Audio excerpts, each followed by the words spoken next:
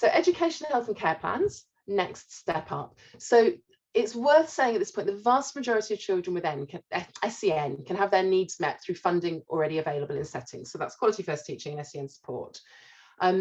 Currently, nationally, I think the percentage of children with the EHCPs is around 3 to 4%. So just to give you an idea, if a child's got an EHCP, it's that sort of proportion of the of children that would have one.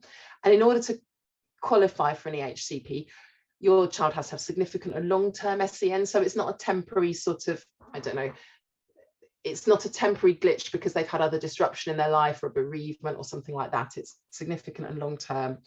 The school's already done something and they can demonstrate they've already spent their delegated funding on the child. So they've spent their £6,000 in their SEN budget. There's evidence of at least 2 or 3 plan, do, review cycles. So they're putting in IEPs, individual education plans that show they've done something, they've tried it, they've tried to see if it will work, and they've gone and done it again. So local authorities tend to be reluctant to award EHCPs if they feel that the school hasn't done very much. And your child is not making adequate progress. So adequate progress, it may be that your child is not quite making the same amount of progress as their peers. So they are a little bit behind. They're sort of the lower arm, but they are making progress.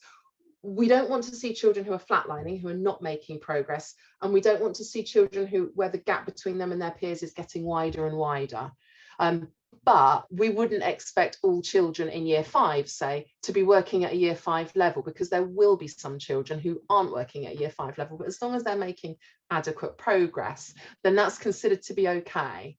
And usually to get an education, health and care plan, the school has to sought professional advice. So it might be EP advice, it might be speech and language advice, occupational therapy advice, mental health support advice, and put it in place and shown that it hasn't quite been enough. So an education, health and care plan is needed in order to make the progress adequate. So those are the sort of I suppose the parameters that local authorities look at before awarding an education, health and care plan. And I'm sure if any of you have been through the process of applying, it can be quite a long one.